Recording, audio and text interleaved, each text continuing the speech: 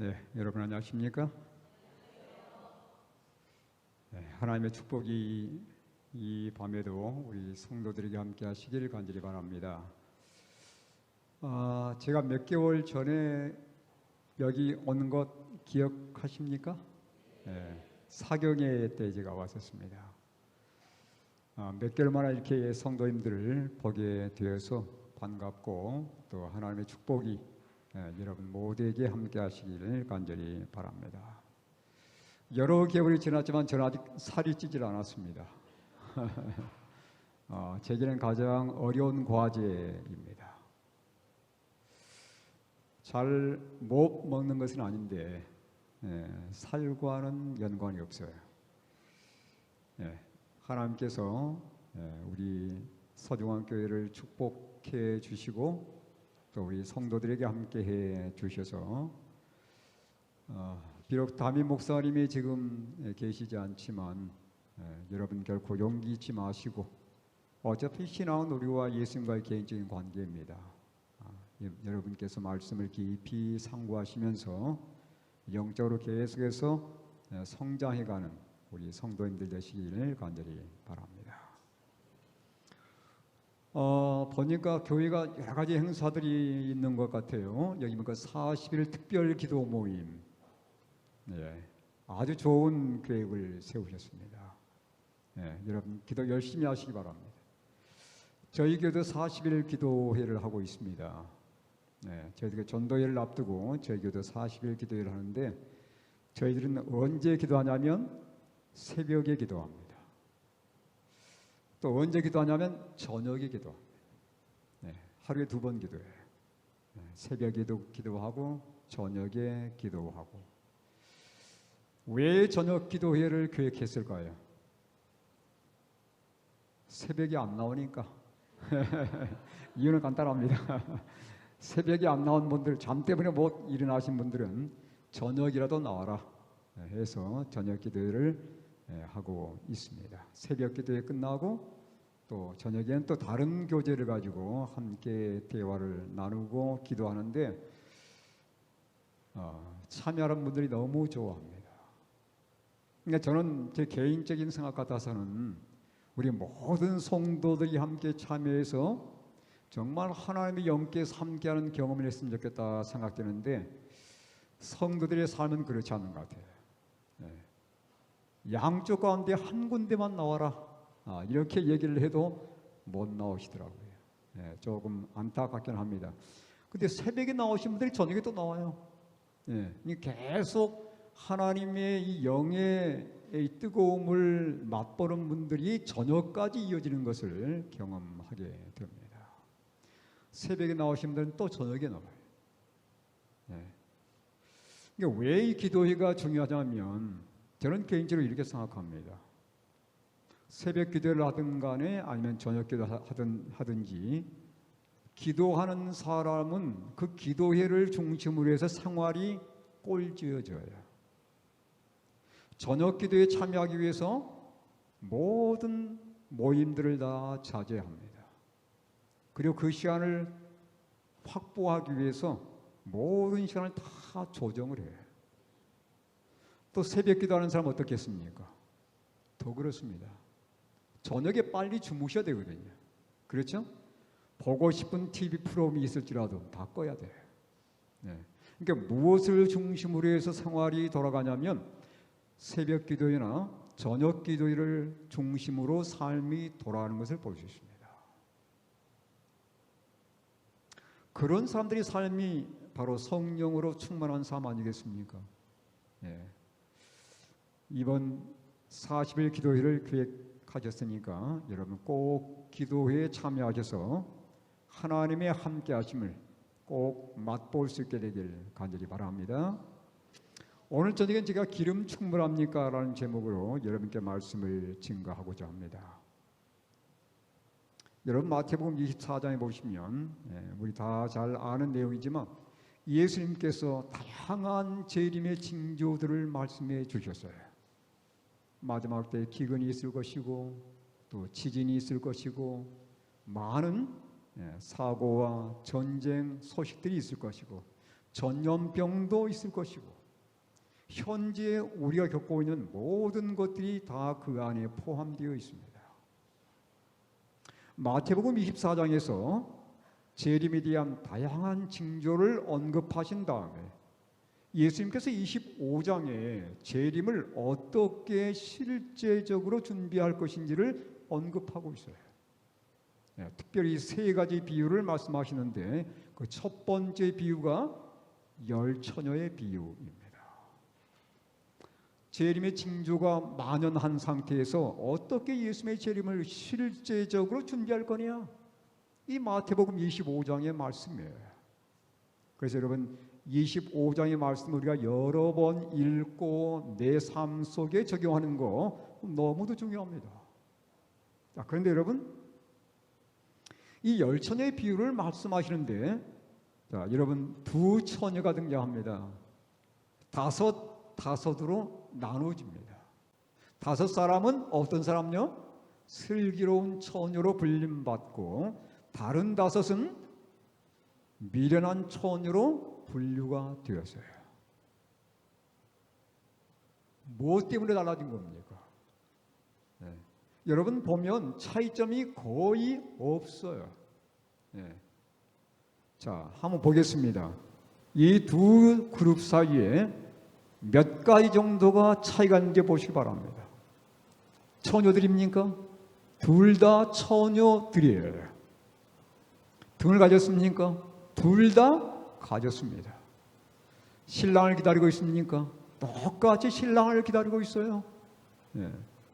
다 졸며 잤습니까? 다 똑같이 졸며 잤습니다.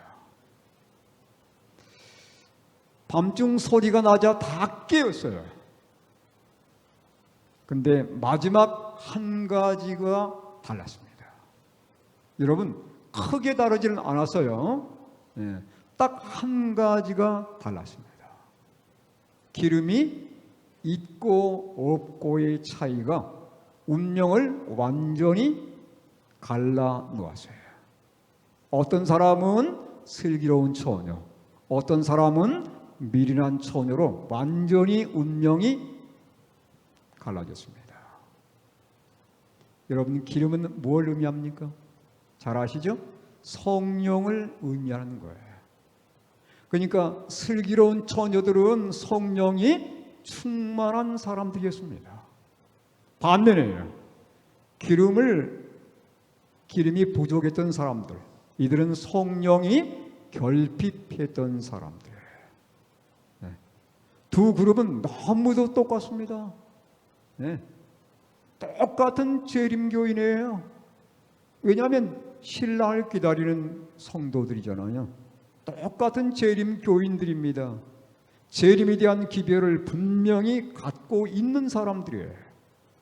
근데 뭐가 그들의 삶을 완전히 갈라놓았느냐면 성령이 그들의 삶에 있느냐 없느냐에 따라서 완전히 구별되는 것을 볼 수 있습니다. 저희는 아침마다 이제 그 빨간 책 아시죠?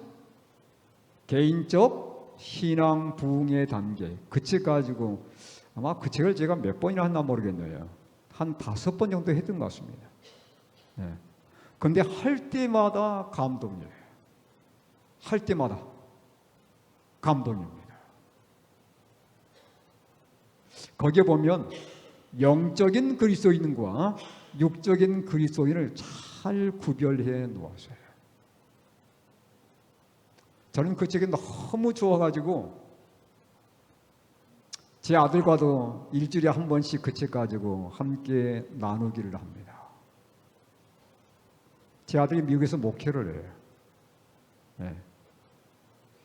그래서 일주일마다 한 번씩 만나서 줌으로 만나가지고 이 책을 함께 읽어가면서 함께 나눔을 갖습니다. 근데 저희도 감동해요. 저도 감동을 받고 제 아들도 감동을 서로 얘기 나누면서 우리가 먼저 성령 충만한 하나님의 종들이 되자. 성도들은 결코 목회자 수준의 이상으로 결코 이상 갈 수 없다. 우리의 어떠함이 성도들의 어떠함이기 때문에 우리가 먼저 하나님의 임재를 경험하고 정말 성령 충만이 무엇인지를 우리 사람들에게 실제적으로 보여주자. 이게 이제 제 아들과 함께 계속해서 함께 기도하며 나누는 내용입니다. 여러분, 왜 성령 충만해야 되는 겁니까? 저는 그 이유를 로마서에서 한번 찾아봤습니다. 우리가 성령 충만해야 될 이유가 여기에 들어있어요. 자, 우리 한번, 여러분 보이시죠? 한번 읽어볼까요? 같이 한번 읽어보겠습니다. 시작. 육신을 따르는 자는 육신의 일, 영을 따르는 자는 영의 일을 생각하나니 육신의 생각은 사망이요 영의 생각은 생명과 평안이니라. 육신의 생각은 하나님과 원수가 되나니 이는 하나님의 법에 굴복하지 아니할 뿐 아니라 할 수도 없습니다. 육신에 있는 자들은 하나님을 기쁘시게 할 수 없느니라. 여러분, 이 말씀은 성도들에게 주어지는 권면이에요. 근데 성도들에게 두 부류의 성도가 있다는 겁니다. 어떤 성도들은 정말 영적인 성도들이 있어요. 날마다 하나님의 은혜가 충만하고 하나님께 온전히 자신들을 바쳐가면서 하나님께 진실로 헌신하는 성도들이 있는가 하면 이 세상을 결코 포기하지 못하는 육적인 그리스도인이 있다는 겁니다. 영적인 그리스도인인가 아니면 육신적인 그리스도인인가? 여기 뭐라고 말씀합니까? 우리가 성령으로 충만해야 할 가장 중요한 이유는 영을 따르는 자, 다시 말하면 성령 충만한 그리스도인들 말합니다. 영의 일을 생각하나니 하면서 뭐라고 말씀합니까? 육신의 생각은 사망이요 영의 생각은 생명과 평안이니라 그랬어요. 우리가 성령으로 충만하게 되면 육적인 그리스도인의 상태에서 벗어나게 되는 겁니다. 그러니까 내가 성령의 충만을 경험하지 않으면 우리는 어느 수준에 머물러 있음을 알려주고 있냐면 육적인 그리스도인의 상태에 머물러 있음을 알려주는 거예요. 여러분, 중간지대는 없습니다. 영적인 세계는 중간지대가 없어요. 성령 충만이거나 아니면 성령 결핍 가운데 하나입니다. 여러분, 결코 중간지대를 즐기지 마시기 바랍니다. 중간지대에 있는 사람은 언젠가는 한쪽으로 기울어지게 되어 있어요. 어느 쪽으로 기울어질 가능성이 많을 것 같습니까? 성령이 결핍되어서 완전히 피폐해진 그쪽으로 쏠리게 될 가능성이 너무도 많은 겁니다. 그래서 성령 충만한 영의 사람인가 아니면 성령이 결핍한 육의 사람인가? 성령 충만한 사람이라면 영의 사람인 거예요. 근데 성령이 결핍한 상태에서는 우리는 여전히 육신적인 그리스도인의 상태를 벗어날 수 없다는 것입니다. 영감이 그런 이렇게 말씀하고 있습니다. 사도행적 50쪽의 말씀입니다. 원한다면 모든 사람이 다 성령의 충만함을 받을 것이다. 여러분, 제한이 없습니다. 어떤 사람에게만 특별히 성령 충만이 있는 게 아니에요. 정말 마음속에 원하기만 한다면 그랬습니다. 원한다면 모든 사람이, 제한이 없습니다. 하나님은 구별하지 않으세요. 정말 내 마음속에 소원하고 갈망한다면 하나님께서 그 영혼의 심령에 성령으로 충만하게 채울 거란 얘기예요. 근데 반면에 성령의 이 능력과 성령의 충만함을 무관심하게 되거나 무시하게 되는 곳에는 어떤 일이 있겠다고 그랬습니까? 영적 가뭄, 영적 암흑, 영적 타락과 죽음이 나타나게 된다, 이렇게 말씀하고 있어요. 그러니까 성령 충만이거나 아니면 성령 결핍, 둘 중에 우리는 하나에 속해 있습니다. 성령으로 충만하지 않게 될 경우에 우리는 이런 영적 가뭄과 영적 암흑과 영적 타락과 죽음을 경험할 수밖에 없다는 거예요. 그래서 여러분, 성령으로 충만케 되는 거 중요합니까? 정말 중요합니다. 정말 중요한 문제입니다.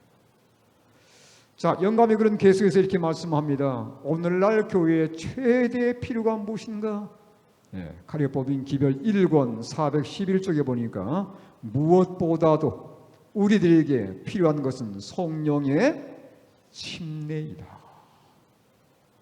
성령의 침례가 없이는 주님께서 십자가에 돌아가신 직후에 제자들이 복음을 전파할 준비가 되어 있지 않은 그 이상으로 우리들은 세상에 나가 외치기에 더욱 합당치 못하다. 교회가 왜 영적으로 수익해 하는가? 교회가 왜 새롭게 들어오는 사람들이 없는가? 맨날 똑같은 교인들만 만나는 거예요. 왜 그렇습니까? 여기 보면 성령의 침례가 우리에게 결핍되어 있기 때문이라는 것입니다. 그런데 우리들의 각자의 마음속에 성령이 충만해지고 교회 생활이 즐겁고 거기에 사랑이 충만하게 되면 여러분, 영혼들이 뭐일까요? 영혼들이 그곳에 모여오게 되어 있습니다. 위치와 장소는 그다지 중요하지 않아요. 여러분, 저희 월곡교회 와보셨습니까? 혹시 와보신 적 계세요? 네. 젊은 사람들이 와서 차 대기가 정말 불편한 곳입니다. 골목으로 이렇게 들어와가지고 저도 처음에 월곡교회로 가게 됐다는 얘기를 듣고 한번 와봤어요. 차를 가지고 오는데 이상하게 그 내비가 이상한 데로 인도해 주는 겁니다. 네. 거기 그 갔더니 차가 다 막고 있어가지고 들어갈 수가 없어요. 뺑뺑 몇 바퀴 돌아가지고 간신히 길을 찾아서 교회 안에 들어갔어요. 정말 숨바꼭질을 몇 번 해야 되겠더라고요. 여러분, 근데 저는 뭘 보고 오냐면, 물론 그런 물리적인 입지 조건도 중요하지만 정말 중요한 것은 거기에 모인 성도들의 삶입니다.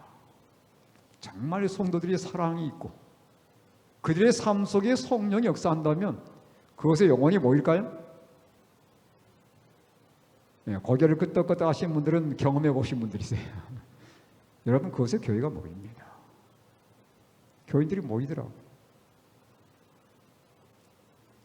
무엇보다 우리들에게 필요한 것은 성령의 침례라는 것, 여러분 잊지 않게 되길 바랍니다. 오늘날 내 자신에게 또 우리의 가정에 나가서 우리의 교회에 정말 필요한 게 있다면 바로 성령의 침례라는 거예요. 이어서 이렇게 말씀합니다. 오늘날 교회들이 필요로 하는 것은 성령의 뭐다? 성령의 침례이다. 네? 성령의 침례를 교회가 진정으로 필요로 한다는 거예요. 성령의 침례가 뭐냐? 성령의 침례는 성령 충만입니다. 여러분, 제자들이 오순절에 성령 침례를 받았어요. 성령 침례를 받는 것은 성령 충만의 경험이에요. 같은 경험입니다. 그들이 성령으로 충만하게 되자 나가서 담대하게 예수의 기별을 증거하지 않습니까? 네? 여러분, 사도 베드로가 하나님의 기별을 증거하는데 그가 몇 분 동안 설교했어요? 여러분, 사도전 2장을 보면 베드로의 설교는 결코 길지 않습니다. 제가 여유를 가지고 딱 읽어보니까 3분이면 좋게요. 네? 그 3분짜리 설교를 듣고 몇 천 명이 회개했습니까? 3천 명이 회개한 거예요. 네? 짤막한 그 한마디, 아주 짤막한 그 설교에 3천 명이 회개한 겁니다. 10시간, 몇십 시간 설교한 게 아니에요. 장시간 설교한 게 아니었습니다. 아주 짧은 설교였지만 그 설교에서 얼마 전에 돌아가신 그 예수가 메시아라는 사실을 사람들에게 설교했고, 사람들은 그 말씀을 들은 다음에 마음속에 진지한 회심을 경험하면서 예수님께 그들의 삶을 굴복하게 되었습니다. 성령 침례의 결과였어요. 성령의 침례는 결국 성령 충만이라는 사실 여러분 기억하시기 바랍니다. 이 책의 저자도 이렇게 말씀하고 있어요. 네, 작년 교과에 있는 말씀을 인용을 이렇게 했습니다. 성령으로 침례를 받는 것이 무엇을 의미하는가? 예수께서 병영절로 친히 대답을 주셨다. 성령께서 어떤 사람에게 임하시면 그 사람이 성령으로 침례를 받는 것이다. 성령 침례가 뭐라고요? 성령이 그 사람에게 역사하는 거예요. 침례라 하면 물과 같은 어떤 물질에 완전히 잠기는 것을 의미한다. 이것은 전인적 경험이다. 성령으로 침례받는다는 것은 성령의 영향권 안에 전적으로 몰입함을 뜻한다. 곧 성령으로 가득 채워지는 것이다. 여러분, 성령 침례는 성령 충만이라는 것을 여러분 이해하시면 되겠습니다. 성령 침례는 성령 충만의 경우예요. 성령으로 충만케 되는 것은 성령으로 침례를 받는 경험입니다. 여러분, 성경은 계속해서 우리에게 성령으로 충만하게 되라고 권고하고 있습니다. 그리고 이것은 약속입니다. 여기 에베소 5장 18절 말씀 읽어볼까요? 함께 읽겠습니다. 시작. 술 취하지 말라. 이는 방탕한 것이니 오직 성령으로 충만함을 받으라. 오직 성령으로 충만함을 받으라. 명령입니까? 명령이에요. 충만함을 받으라는 명령입니다. 그런데 화이부님께서 명령은 뭐라고 그랬어요? 하나님의 약속이다. 네? 하나님의 모든 명령은 약속이자 허락이라는 거예요. 무슨 말입니까? 그 말이 하나님께서 명령하신 것은 내가 너에게 그렇게 해주는 거야, 이 표현이란 말이에요. 우리가 하는 게 아니에요. 네. 내가 마음속에 진정으로 갈망하면서 그렇게 해주기를 하나님께 요청할 때 하나님께서 해주는 겁니다. 네. 오직 성령으로 충만함을 받으라니 이 말은 뭐냐면 내가 너희에게 성령을 충만케 부어주겠다는 약속이란 말이에요. 네. 어떤 사람들에게? 전혀 무관심한 사람에게 주어지겠습니까? 전혀 이것 때문에 기도하지 않는 사람에게 주어지겠어요? 아닙니다. 정말 성령의 충만을 갈급하는 사람들에게 주어지는 거예요. 그렇지 않겠습니까? 예. 여러분, 필요하지 않는 사람에게 왜 성령을 주겠습니까? 정말 예수님에게 성령이 필요합니다. 제가 성령의 충만함을 통해서 모든 죄를 이길 수 있게 도와주시고, 네? 유혹을 이길 수 있게 도와주시며 나가서 내 주변의 사람들에게 하나님의 생명의 복음을 담대하게 증거할 수 있게 해주십시오. 이렇게 성령의 도우심을 간절히 구하는 자들에게 성령이 주어지는 거예요. 네. 그러니까 우리 편에서 할 것은 뭘까요? 우리 편에서 할 것은요, 간절함을 갖고 하나님께 요청하는 것입니다. 하나님, 명령은 약속이라고 했으니 분명히 하나님께서 오직 성령으로 충만함을 받으라고 명령하지 않았습니까? 네? 이 명령이 내 삶의 약속으로 이루어지기에 축복해 주십시오. 하나님께 요청하는 거예요. 여러분, 우리가 성경에 또 우리 예내신의 말씀 보면 성령 충만은 조건이 있습니다. 어떤 사람들이 성령의 충만을 경험하게 되는가? 제가 딱 두 가지만 말씀드리겠습니다. 첫 번째, 이런 분에게 성령 충만의 경험이 역사하더라는 사실이에요. 첫 번째는 전적인 굴복입니다. 여러분, 방금 제가 보여드렸던 그 빨간 책 개인적 신앙봉의 단계를 보면 저는 이 단어가 참 많이 눈에 띄었어요. 전적인 굴복. 이 단어가 이 책에 상당히 많이 등장합니다. 여러분도 보셨을 겁니다. 이 인용절도 거기서 가져온 거예요. 그리스도 안에 거한다는 것은 그분의 성령을 계속적으로 받아들이는 것, 즉 그분을 섬기는 일에 전적으로 굴복하는 삶을 의미한다 그랬어요. 다시 말하면 전적으로 예수님께 자신의 삶을 내어 맡기는 굴복하는 사람들의 삶 속에 누가 역사한다는 것입니까? 성령께서 역사한다는 말이에요. 성령의 충만이 그들에게 역사한다는 겁니다. 그리고 그들이 결과적으로 예수님 안에 거하는 삶을 살게 된다는 그 표현이에요. 전적으로 굴복하면서 하나님께 자신을 완전히 맡기는 거예요. 그런 자들이 성령의 충만을 경험하게 되는 것입니다. 예. 여러분, 우리는 하나님께 전적으로 맡기는 것조차도 못합니다. 예. 이거 할 수 있으면 뭐 누구나 다 할 수 있는 거죠. 우리는 할 수 있는 게 없어요. 그래서 매 순간 누구의 도움이 필요하냐면 하나님의 도우심이 전적으로 필요한 겁니다. 예수님, 제가 제 마음을 온전히 예수님께 드리고 굴복할 수 있게 도와주십시오. 우리 이 문제를 위해서 기도해야 돼요. 네. 제가 보니까 이 성경의 가장 위대한 가르침 가운데 하나가 바로 이 가르침입니다. 굴복. 영어로는 surrender입니다. surrender.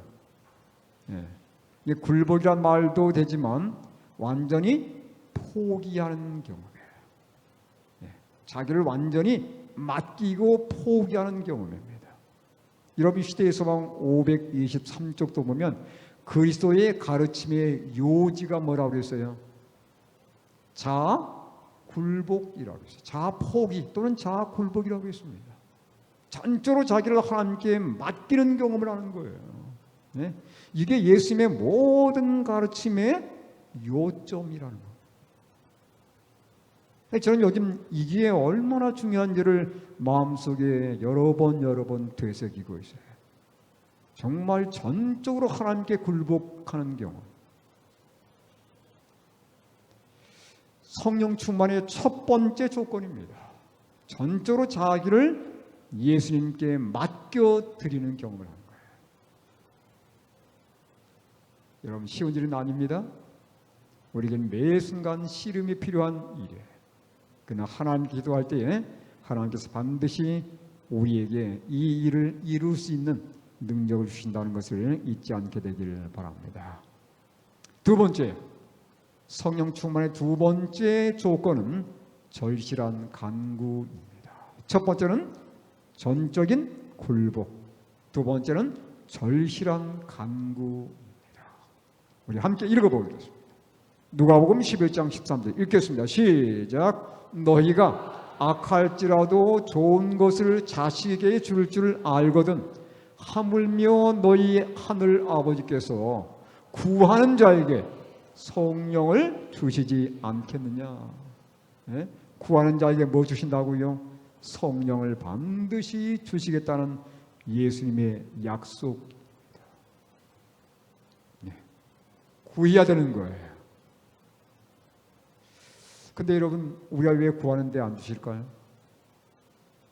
여러분, 성령의 충만을 위해서 기도해 보셨습니까? 예.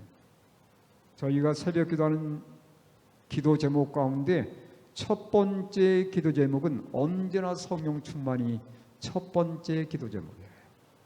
저희들은 연합 기도를 하면서 매일 아침마다 그리고 저녁에 기도 시간에 가장 먼저 기도하는 제목이 성령 충만에 대한 내용 가지고 기도를 드립니다. 하나님, 정말 성령이 내 안에 역사하도록 도우셔서 내 삶이 변화되게 도와주십시오.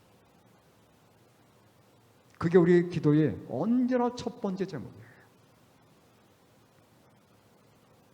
여기 예수님께서 구하는 자에게라고 말씀하셨습니다. 우린 잘 구합니까? 저를 보더라도 잘 구하지 않는 것 같아요.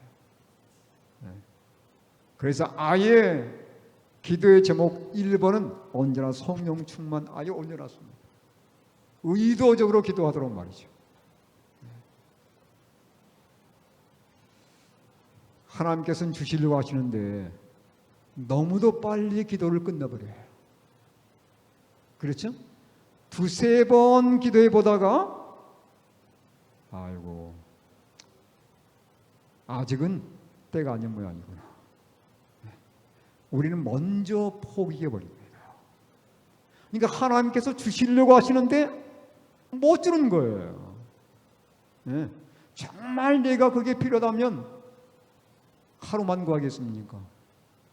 한 달만 구할까요? 1년이고 2년이고 구할 겁니다.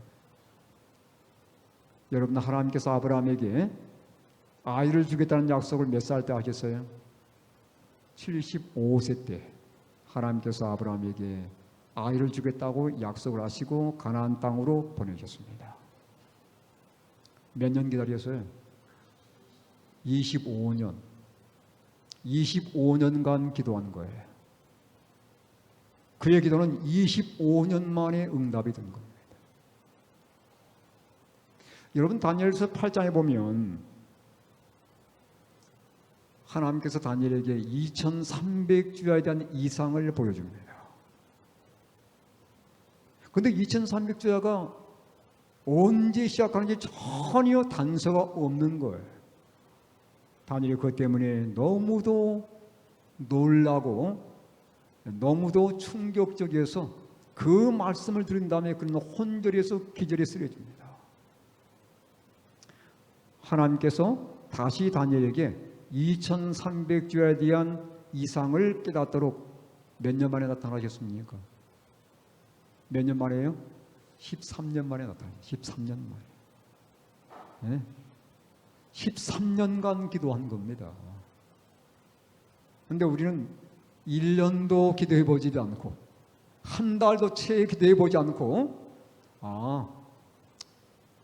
이건 하나님 뜻이 아닌 모양이다 하고 지레 포기해 버리는 거예요. 여러분, 제가 언젠가 말씀드렸는지 모르겠습니다만 인디안 기우제란 말 들어보겠어요? 인디안 기우제? 그게 뭡니까? 인디안 기우제가? 비가 올 때까지 기도하는 거예요. 이게 인디안들이 기도하면 반드시 비가 옵니다. 네? 왜 비가 오냐면 비가 올 때까지 기도하니까. 네? 반드시 비가 오는 거예요. 한 번의 예외가 없어요. 왜냐하면 비가 올 때까지 기도하니까. 비가 올 때까지 제사를 계속해서 드리는 거예요. 네? 그런 끈질김이 우리에게도 있어야 된다는 사실입니다. 네? 하나님께서 우리로 하여금 왜 기도하게 하시냐면 우리의 끈질김을 보는 거예요. 끈질기게 기도한다는 말은 무슨 말이에요? 이 사람이 절대적으로 이걸 필요로 한다는 것을 보여주는 겁니다. 여기 구한다는 말이 원어는 현재형이에요. 현재형. 그 말은 뭐냐면 어제도 구하고 오늘도 구하고 내일도 구하라는 얘기예요. 다시 말하면 계속해서 포기하지 말고 끈질기게 구하라는 겁니다. 그런 자에게 주는 거예요.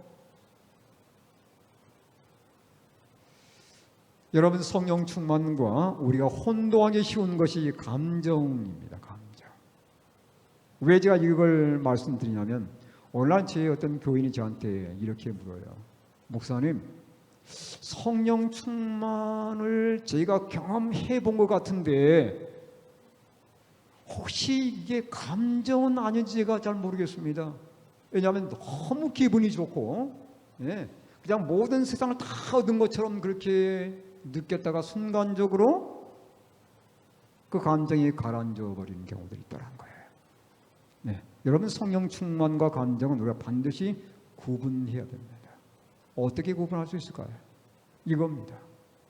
성령 충만은 반드시 성령의 열매를 맺지만 감정은 분위기에 금방 좌우가 돼요. 저희 한 교인이 이렇게 간증한 겁니다. 목사님, 제가 이게 성령 충만의 경험인지 모르겠지만 제가 오늘날 정말 말씀을 읽고 기도하면서 제 마음속에 하나님이 들어오심을 제가 경험하게 되었습니다. 그런데 그날 어떤 분이 저한테 속상하는 말을 했는데 평소 같으면 제가 너무도 이것 때문에 신경이 쓰여서 일이 손이 잡히지 않고 이것 때문에 마음이 너무도 상해 있을 텐데 그날따라 전혀 마음이 상하지 않았습니다. 그 말이 평소에면 평소 같으면 너무도 제 마음에 감정을 상하게 할 말이었는데 그날따라 저는 너무도 이걸 들었음에도 불구하고 전혀 마음 상하지 않았습니다. 이건 뭐예요? 성령 역사할 때의 경험이에요.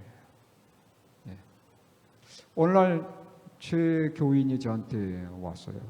교회 집사님이신데 그러면서 목사님 너무도 죄송합니다. 집사님 왜 그러십니까? 제가 며칠 전에 목사님께 하지 말아야 할 말을 했다는 거예요. 너무도 부끄럽고 너무도 창피해서 내가 왜 목사님께 그런 말을 했는지, 그러니까 이제 목사님께 상처되는 말을 했다는 게 거죠. 근데 저는 기억이 안 나는 거예요, 이상하게. 근데 제 집사람 함께 있었다는 겁니다. 그러면서 목사님 너무도 내가 부끄럽고 너무도 창피하고 교회에 올 용기가 나지 않아가지고 목사님과 사모님께 꼭 얘기를 해서 내 마음을 좀 가라앉혀야 되겠다 싶어가지고 와서 말씀드리는 거라. 네, 그분이 며칠 전에 저한테 와서 얘기는 뭔가 하긴 했어요. 근데 저는 그 기억이 안 나요. 무슨 얘기를 들었는지. 오기는 왔는데 누가 막아준 겁니까? 그 말을 그대로 받아들였다면 제 마음이 엄청난 상처가 됐을 겁니다. 네. 근데 성령께서 막아주는 거예요. 전혀 상처되지 않도록 말입니다. 성령 충만의 경험을 하게 되면 성령의 열매가 맺혀지기 때문에 어떤 상처를 주는 말을 들을지라도 이게 마음의 감정이 상하지 않게 되는 거예요. 여러분 때로 교회 생활하다 보면 그런 때가 있지 않습니까? 네? 전혀 생각지 않고 내뱉은 말이 상대방에게 상처가 돼가지고 마음 상해서 교회를 나오지 못하는 경우들이 가끔 있습니다. 여러분 성령 충만은 저는 이렇게 좀 결론을 내리고 싶습니다. 성령 충만은 무엇이다? 사랑 충만이다. 우리가 성령으로 충만해야 될 가장 중요한 이유는 바로 이것입니다. 성령이 충만하게 되면 그 사람의 삶 속에 사랑이 충만해지는 거예요. 정말 그렇습니까? 여러분 초대교회를 보시기 바랍니다. 성령이 충만하게 역사했을 때 그 사람들의 삶의 모습을 좀 보세요. 무슨 충만이에요? 사랑 충만이에요. 그들의 심령 속에 모든 이기심을 다 제거하고 서로 다 나누지 않습니까? 서로를 위해서 나누고 돕고 배려하면서 하나님을 찬미할 때 많은 사람들에게 칭송을 받으면서 그 교회에 사람들이 차고 넘쳤다는 사실입니다. 성령 충만은 사랑 충만이에요. 성령 충만은 진정 사랑 충만이라는 것을 여러분 기억하시게 되기를 간절히 바랍니다. 자, 왜 성령 충만은 매일매일 이루어져야 되는가? 한 번으로 족하지 않은가? 한 번으로 족하지 않습니다. 성령의 침례, 성령의 충만은 우리가 매일매일 경험해야 되는 거예요. 자, 여기 보면 성경의 표현이 그렇습니다. 에베소 5장 18절 다시 한번 보겠습니다. 읽겠습니다. 시작. 술 취하지 말라. 이는 방탕한 것이니 오직 성령으로 충만함을 받으라. 이게 뭐냐면 현재형이에요. 이 말씀도. 네? 그러니까 날마다 충만을 경험해야 된다 이 말씀이에요. 아니 한 번 채우면 됐지 뭐 또 내일까지 채워야 되는가? 그렇지 않습니다. 여러분 성령 충만은 배터리와 똑같아요. 배터리 쓰면 금방 닳아지지 않습니까? 네. 성령의 능력도 마찬가지라는 겁니다. 성령의 역사도 마찬가지라는 거예요. 우리의 삶은 끊임없이 뭔가 새 나가는 삶입니다. 그러니까 날마다 채워되는 거예요. 다시 말하면 하나님을 믿는 백성들이 이 세상을 살면서 죄와 계속 접촉하는 세상이기 때문에 마치 바가지가 새듯이 물이 새 나가는 바가지처럼 성령의 은혜가 서서히 새 나가는 겁니다. 그 날마다 채워야 되는 거예요. 그 말씀 보겠습니다. 여기 YI Youth Instructor라고 하는 화이트분이 지은 책인데 이게 번역이 안 되어 있는 책입니다. 화이트분의 글이에요. 1896년 1월 9일에 기록해 주신 말씀인데 우리는 왜 형제와 친구들에 관한 불평과 비난 즉 험담에 귀를 기울이는가? 우리는 왜 화평케 하는 대신에 비난을 거들고 불화를 부추기는가? 이것들은 하나님의 성령을 근심하게 만들며 마치 새는 그릇에서 물이 새어나가듯이 우리 마음으로부터 사랑이 새어나가게 만드는 원인이다. 뭐가 새어나가요? 사랑이 새어나가고 성령의 은혜가 새어나가는 것입니다. 우리는 마치 깨진 그릇과 똑같은 거예요. 그래서 날마다 성령으로 채워되는 겁니다. 경건을 연습하도록 하자. 믿음으로 그리스도를 쳐다보고 그분의 순결과 자비와 사랑을 바라보며 우리의 행실이 거룩한 영과 조화를 이루게 하자. 뭐 할 때마다 새나가요? 불평의 말을 하거나 짜증을 낼 때, 남편이나 아내에게 짜증을 낼 때 새나가는 거예요. 아이들에게 잔소리할 때 새나가는 거예요. 남에게 원망하는 그런 원망의 얘기를 들을 때, 불평의 얘기를 듣기만 해도 이게 새나가는 겁니다. 네. 그래서 우리는 날마다 어떻게 해야 돼요? 날마다 채워야 되는 것이에요. 그래서 성령 충만은 매일의 경험이 되었다는 거 여러분 잊지 않게 되기를 간절히 바랍니다.